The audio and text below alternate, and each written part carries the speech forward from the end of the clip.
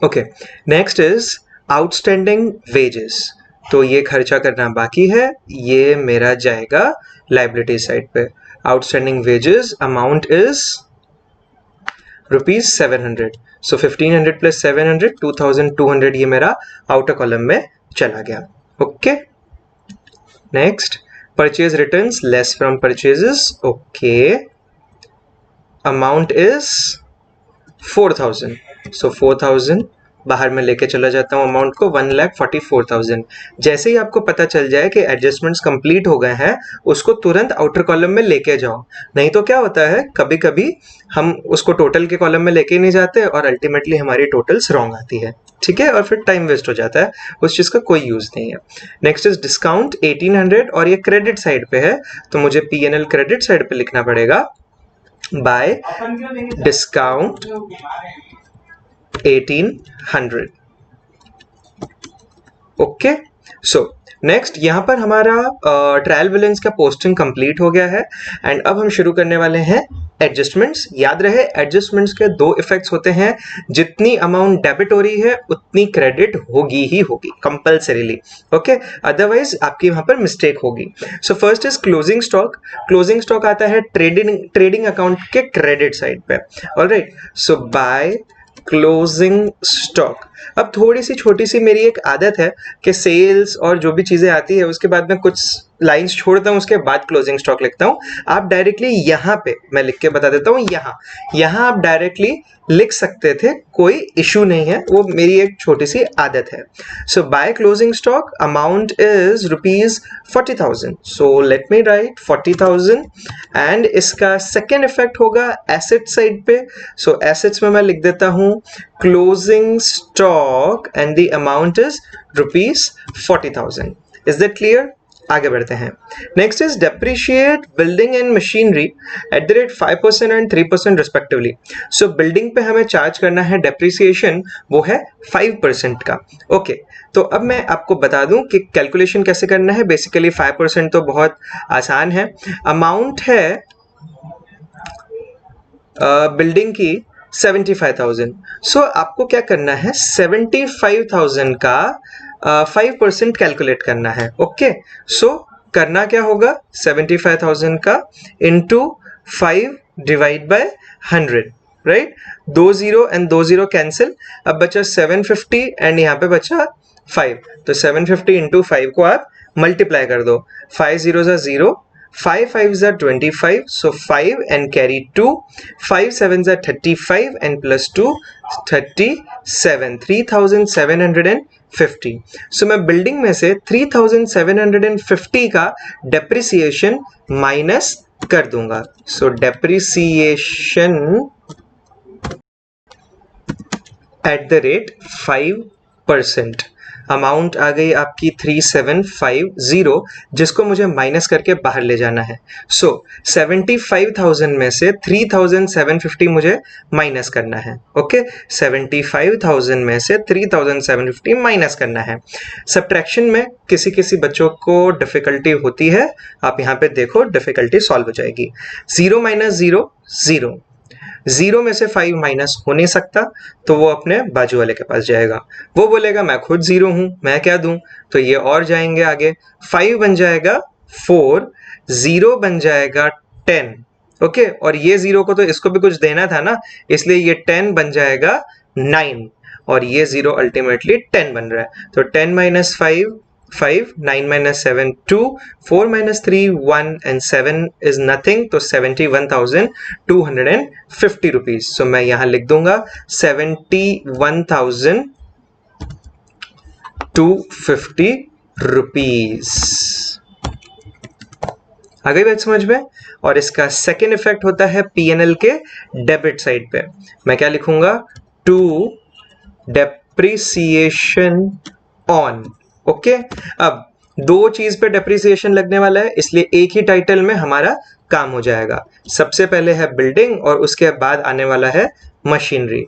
तो बिल्डिंग पे हमने अभी डेप्रिसिएशन जो चार्ज किया था वो किया था 3,750 रुपीज। यस, 3,750 वो लिख दिया। अब बारी हमारे मशीनरी पे डेप्रिसिएशन के विच इज 3%. सो मशीनरी की अमाउंट है 1,14,800, राइट? आपको स्क्रीन पे दिख रही है अभी? एक मिनट, मैं ये थोड़ा इरेज कर देता हूं. ओके, सो अमाउंट है 1,14,800 और इसका हमें 3% निकालना है. ठीक है, यानी 3 डिवाइड बाय 100, राइट? तो 20 कैंसिल एंड 1148 इंटू 3 हम कर लेंगे. सो 3 8 जा 24, कैरी 2, 3 4 जा 12 प्लस 2 14, कैरी 1, 3 1 जा 3 प्लस 1 4 एंड 3 1 जा 3. तो डेप्रिसिएशन की अमाउंट कितनी हुई? 3,444. ये मैंने लिख दी. अब इसको हम बाहर माइनस करके लेके जाएंगे. तो क्या करने वाले हैं हम? अमाउंट लिखेंगे 1,14,800. Just 1 minute. या 1,14,800 माइनस 3,444. 0 में से 4 माइनस हो नहीं सकता, वो बाजू वाले के पास जाएगा, खुद 0 है, और बाजू में जाएगा, ये बन जाएगा 7, ये बन जाएगा 10, लेकिन इसको बाजू में देना है तो यहाँ पे हो जाएगा 9, यहाँ पे हो जाएगा 10. 10 minus 4 6, 9 minus 4 5, 7 minus 4 3, 4 minus 3 1 and 1 1. So 1,11,356. 1,11,356. आगे बात समझ में? यहाँ पे क्या है? Less depreciation at the rate 3%. All right, बराबर? आगे बात समझ में? ठीक है, अब हम आगे बढ़ते हैं. Next is bills receivable include dishonored bill of ₹3,000. क्या बोल रहे हैं ये? bills receivable में एक बिल 3,000 रुपीज का डिसऑनर हो गया है. Okay, so less from bills receivable, right? क्योंकि ये एसेट अब हमारा गया. डिसऑनर्ड. ओके, 3,000 का बिल गया एंड 25,000 अमाउंट बाहर रह गई. अब डेटर्स में हमें इसको ऐड कर देना है, बिकॉज हम उसको छोड़ेंगे नहीं. हम बोलेंगे भाई अमाउंट तो तुझे देनी ही पड़ेगी. So bills receivable dishonoured amount is 3,000. Add करके मैं नीचे ले आता हूं 135,500. ठीक है, दोनों इफेक्ट्स हो गए. Next, goods worth ₹1,000 taken by Daya for personal use not entered into the books of accounts. So Daya के कैपिटल में से हम ये अमाउंट को माइनस कर देंगे. गुड्स विड्रॉन 1,000 रुपए के लिए ना शायद इसने. यस, 1,000 के इसके हम माइनस कर देंगे. 1,59,000 आ गई अमाउंट. और सेकेंड इफेक्ट इसका ट्रेडिंग के क्रेडिट साइड पे जाता है. By goods withdrawn by Daya, bracket में लिखेंगे पार्टनर. ऑल राइट, डेटा लिख दिया मैंने गलती से. दया, अमाउंट इज ₹1,000. देखा, मेरी आदत थोड़ी अच्छी है, मुझे ऐसा लग रहा है कि अगर कुछ भी ट्रेडिंग क्रेडिट का आइटम अभी भी छूटा है तो वो उस गैप में आ जाता है, बिकॉज आपको क्लोजिंग स्टॉक के बाद कुछ नहीं लिखना होता है. ठीक है, उसके बाद आप नीचे कुछ नहीं लिख सकते हो, टोटली कर सकते हो. Okay, so goods withdrawn by Daya 1,000 आ गया. Next is write off 1,800 is bad debts and maintain RDD at the rate 5% on sundry debtors. बहुत अच्छे से ध्यान से ये चीज देखो, बहुत इंपॉर्टेंट है. ठीक है, सो बैड डेट्स में हम ऐड करेंगे ऐड बैड डेट्स, ब्रैकेट में लिखेंगे new. Okay, amount is 1,800.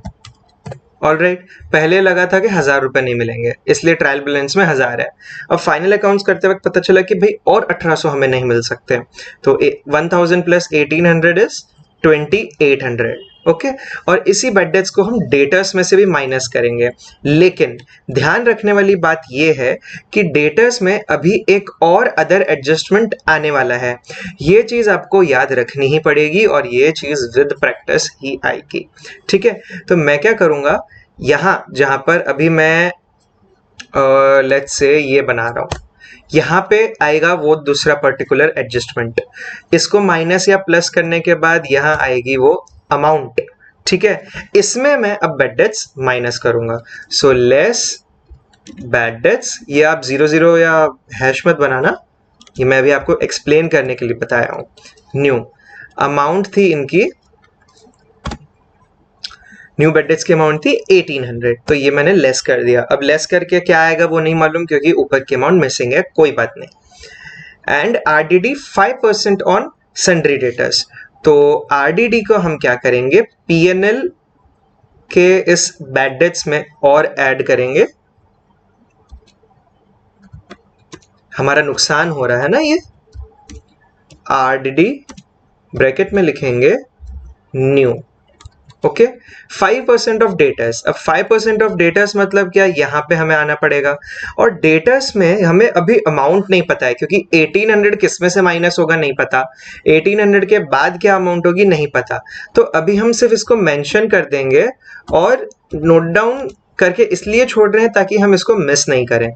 Okay, और यहां पर हम अमाउंट जब आएगी तब बाद में लिख देंगे RDD@5%। Okay, so next, goods of ₹6000 were sold but no entry was made in the books of accounts। यहां वो एडजस्टमेंट आ जाएगा, डेटास कंप्लीट हो जाएगा, फिर आगे आरडीडी कैलकुलेट कर पाएंगे।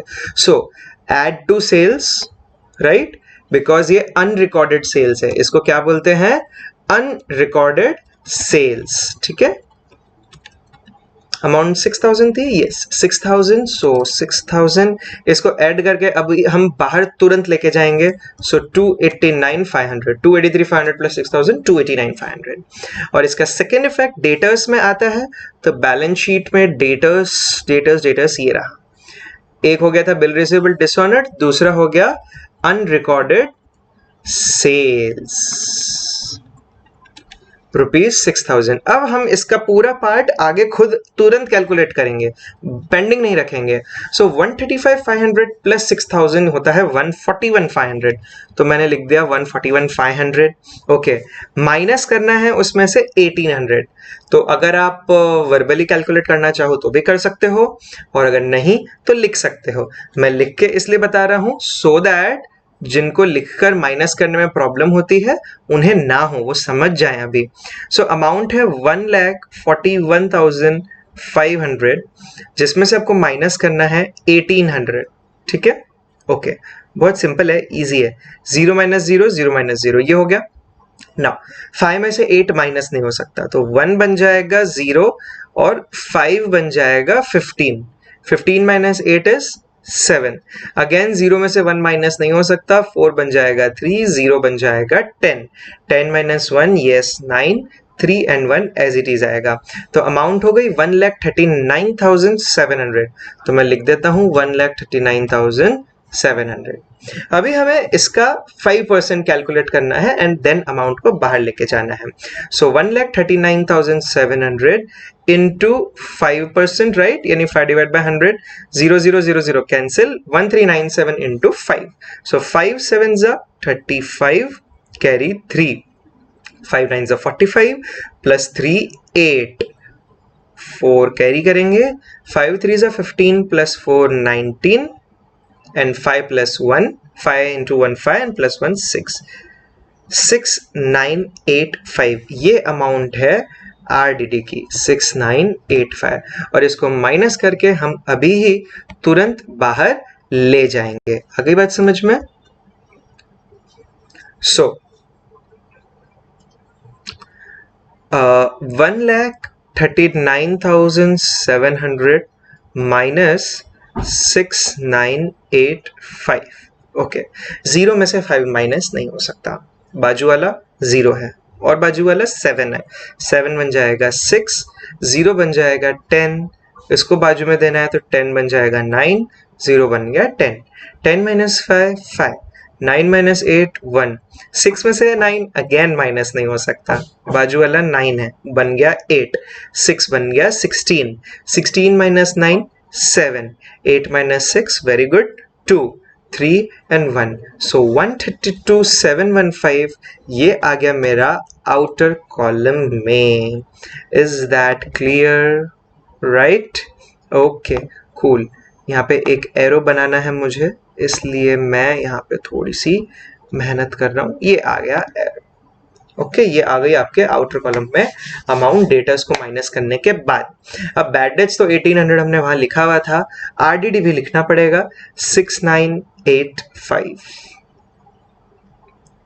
राइट, सो 6985 प्लस करते हैं ऊपर से, तो आंसर आएगा 0 प्लस 5 5, ओके, 0 प्लस 8 8, 8 प्लस 9 17, तो 7 कैरी 1 1 2 एंड 6, तो आ गया 9. ये आ गया आपका आंसर 9785.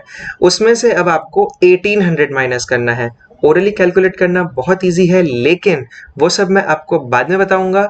अभी मैं बता रहा हूं कि लिख कर कैसे करना है, सो दैट अगर लिख के करें उसमें भी मिस्टेक ना हो. 9785 माइनस 1800. ओके, 5 माइनस 0 5, 8 माइनस 0 8, 7 में से 8 माइनस नहीं हो सकता, 9 बन जाएगा 8, 7 बन गया 17, 17 minus 8 is 9 and 8 minus 1 is 7, तो 7985, 7985.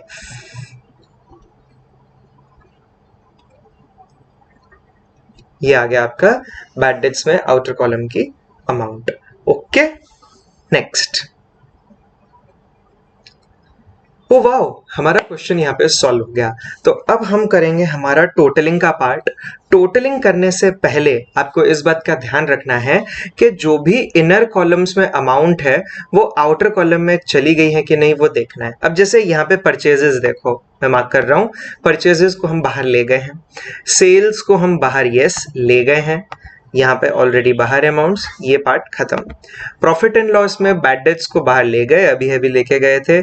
डेप्रिसिएशन, ओ देखो डेप्रिसिएशन का सेकेंड इफेक्ट यहाँ देना बाकी था ना, तो देखो ये चेक करने का यही फायदा होता है. मशीनरी का डेप्रिसिएशन था 3444, तो मैं लिख दूंगा 3444. अमाउंट को मैं आउटर कॉलम में लेके जाऊंगा, सो 0 plus 4 is 4, right, 5 plus 4 is 9, 7 plus 4 is 11, carry 1, 3 3 and 1 7. ये आ गया आपका आंसर 7194. ओके, क्रेडिट साइड पे अगर हम देखें तो हमने अमाउंट्स को बाहर ही लिखा है, उसमें इनर कॉलम में कुछ था नहीं. कैपिटल्स में सबसे लास्ट में बाहर जाता है. बिल्स रिसीवेबल बाहर चला गया है, राइट. डेटर्स बाहर चला गया है, मोटर कार बाहर है, मशीनरी बाहर गई है, बिल्डिंग बाहर जा चुकी है. ये सब लाइंस और एरोज आपको तुरंत करना है, ठीक है, क्योंकि मैं अभी लैपटॉप पे बैठा हूं तो वो कुछ लाइंस कॉपी नहीं हो पाई होंगी, इसलिए मैंने अभी कर दी. ओके, ये सब बाहर है, ये बाहर है, कूल. तो यहाँ पे आप देख सकते हो कि हमारे इनर कॉलम से अमाउंट सारे बाहर जा चुके हैं. अब हम करेंगे totalling part. Alright,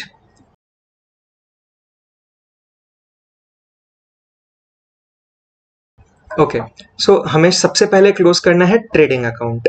closing part जो है, टोटलिंग पार्ट, इसके लिए मैं आपको टेक्स्ट बुक में लेके चलता हूं और वहां आपको मैं बताऊंगा डायरेक्टली क्या है. ये तो है अपना क्वेश्चन और ये है हमारा सॉल्यूशन. ऑलराइट, सो देखो टोटलिंग पार्ट करना कैसे होता है, जैसे एक लेजर को क्लोज करते हैं वैसे ही हमें करना है, ठीक है. क्या करो आप, बड़ा साइड जो भी हो उसके टोटल को बाहर, उसके टोटल को दोनों तरफ लिखो. तो इसमें क्रेडिट साइड की आप टोटल पहले करना, डेबिट साइड की टोटल करना और चेक करना कि कौन सी बड़ी है. तो आप देखोगे कि क्रेडिट साइड वाली ज्यादा बड़ी है, तो 33500 ये आपने दोनों तरफ लिख दिया. फिर आप उसमें से डेबिट वाले को माइनस कर देना, ठीक है. क्या करना है, सब्ट्रैक्ट करना है, और जो भी अमाउंट आएगी ये आ गई आपकी ग्रॉस प्रॉफिट, वो हो गया 1,09,500. ठीक है, अब ये ब्रॉट डाउन हो जाएगा पीएनएल में, हमने जो न्यू पेज पे बनाया है वो रहा 1,09,500, ठीक है। सिमिलरली इसको आप क्लोज करोगे, सेम पैटर्न डेबिट जिसकी ज्यादा टोटल हो वो दोनों तरफ लिखो, तो आप क्रेडिट साइड की टोटल करके देखना और डेबिट साइड के पूरे की टोटल यहाँ पे करके देखना, ठीक है। तो आपको मिलेगी 113,300 बड़ा, क्रेडिट वाला बड़ा मिलेगा 113,300, 113,300 ये दोनों तरफ लिख दिया। अब आप जब डेबिट, अब एकदम क्रूशियल पार्ट है, ठीक है, 113,300 में से जब आप डेबिट साइड की टोटल को माइनस करोगे तो आपका जो आंसर आ रहा है वो होगा 88,621 रुपीज। अब 11th स्टैंडर्ड में जब हम सोल प्रोप्राइटर के लिए फाइनल अकाउंट्स बनाते थे तो डायरेक्टली 88,621 लिखते थे, to net profit carried down, capital में जाके ऐड कर दिया। यहां पार्टनरशिप फर्म के फाइनल अकाउंट्स में इस तरह से नहीं करना है, ओके। सो 88,621 का रेशियो जो दिया था हमें क्वेश्चन में 1:1 का, ठीक है, उसमें ये चीज डिवाइड कर देनी है। सो 88,621 को इक्वल रेशियो में यानी डिवाइड बाय 2, आधा आधा करना है ना, इक्वल करना है। सो आपका आंसर जो आएगा वो डेसिमल में आएगा, बट आपको डेसिमल में नहीं लाना है। आंसर क्या आएगा आपका 44,310.5 ऐसा आंसर आएगा जब आप ये कैलकुलेशन करोगे। तो हम क्या करेंगे, डेसिमल में लिखने के बजाय एक को कम दे देते हैं, एक को 1 रुपया ज्यादा दे देते हैं। तो 44,310 एक पार्टनर को दे देंगे, तो यानी इसका 50 पैसा कम कर दिया, वहीं दूसरे का 50 पैसा बढ़ा देंगे, 44,311। देखो यहाँ पर अब मैं मार्क करता हूँ, सर्कल करता हूँ, ये देखो 44,310 एंड 44,311 दिया है। आप किसी भी पार्टनर को कोई भी अमाउंट दो चलेगा, ओके, मार्क्स नहीं कटेंगे। आपको लिखना क्या है, to net profit transfer to capital accounts, okay, partners का नाम दया क्षमा और उन दोनों की प्रॉफिट की अमाउंट आ जाएगी। इन प्रॉफिट्स की अमाउंट को आप बैलेंस शीट में लेके जाओगे, ये देखो यहां बैलेंस शीट में लेके गए एक पार्टनर का, ये सेकंड पार्टनर का, ठीक है। फिर इनको आप आउटर कॉलम में लेके जा रहे हो, ये फर्स्ट पार्टनर की टोटल थी, ये सेकंड पार्टनर की टोटल बाहर गई, और अब बैलेंस शीट को टैली करेंगे एंड बैलेंस शीट आपकी टैली हो जाएगी with the amount 4,82,321 rupees. Alright, so guys यहाँ पर हमारा फर्स्ट क्वेश्चन कंप्लीट हुआ है। नाउ दी होमवर्क इज कि आपको मैं क्वेश्चन भेजूंगा, आपको उसे सॉल्व करना है नोटबुक में, राइट। एक फ्रेश न्यू नोटबुक लो, बड़ा स्केल होना चाहिए, 30 सेंटीमीटर वाला, 12 इंचेस वाला, एंड ट्रांसपेरेंट लेना हो सके तो, ठीक है। पेंसिल पेन ऑब्वियसली आपके पास होना ही चाहिए। सम सॉल्व करो, in case of any difficulty just call me and I will get back to you, हम डाउट्स डिस्कस कर लेंगे, ओके। ये फर्स्ट सम सॉल्व करना है, ध्यान रहे जो होमवर्क मैं बोल रहा हूँ वही करो, ओके। आगे का मत सॉल्व करो, जो मैं बोलूंगा तब करना, ओके। एंड जैसे ये होमवर्क हो जाए तो मुझे बता दो कि सर फर्स्ट सम सॉल्व हो गया, या फिर कोई डाउट हो रहा है तो पूछ लो बीच में कि भाई डाउट है सर, ठीक है। Alright, till then take care, study well, bye bye.